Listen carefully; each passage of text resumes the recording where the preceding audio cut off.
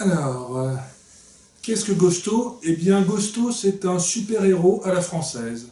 Enfin, on devrait plutôt dire un anti-héros, parce que, au moins pour les deux premiers romans, comme on dit, l'enfer est pavé de bonnes intentions. Il va vraiment être plein de bonnes intentions, mais malheureusement, même avec sa volonté d'être un héros, même avec sa volonté de défendre ce qu'il pense être juste, eh bien, il va parfois provoquer des catastrophes.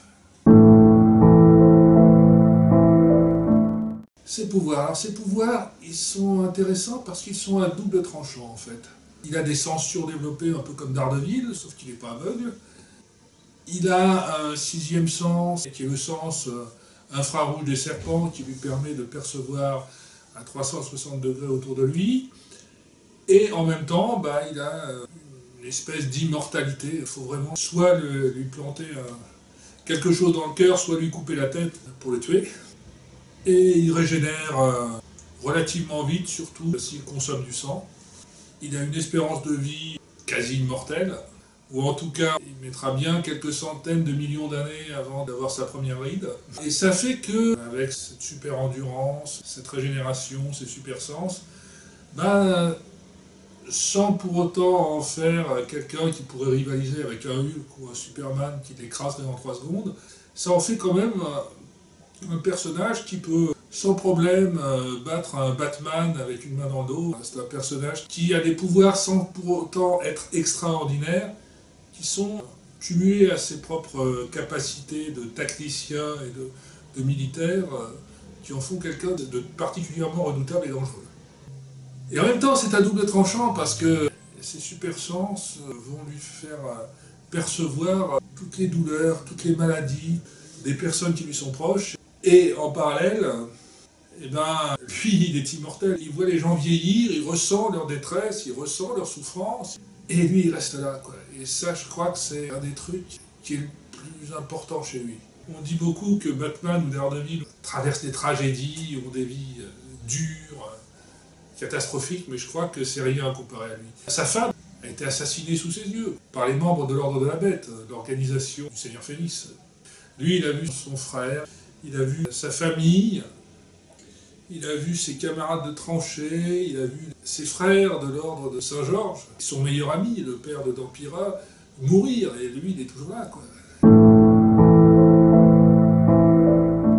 C'est un personnage assez, je dirais pas original, mais qui a une certaine différence dans le super-héros à la française, et qui même est assez différent de pas mal des super-héros classiques. Je crois que seul, d'une certaine manière, Superman et Moon Knight sont dans ce cas-là. C'est-à-dire que la plupart des super-héros ont une identité masquée la nuit et une identité le jour de Monsieur Tout-le-Monde.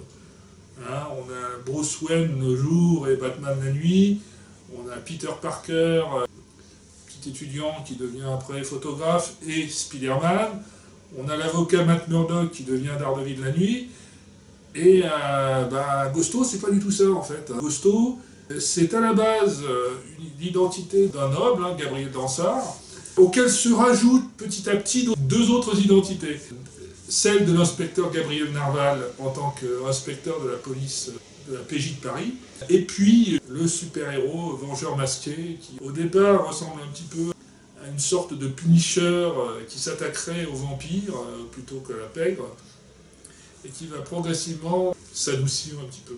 Donc on n'a pas 2 mais 3 identités qui parfois s'entrechoquent, et violemment dans le cadre de l'identité de l'inspecteur Narval et de Ghosto.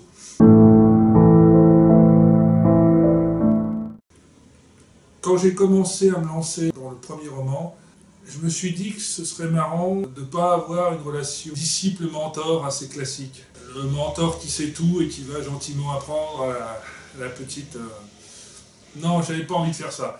Donc j'ai essayé de jouer avec ça pour créer un petit peu un mentor qui soit va apprendre à s'approtéger, à se servir d'une épée, à connaître les règles d'une certaine façon du vampirisme et à survivre dans un monde qu'elle ne connaît pas encore.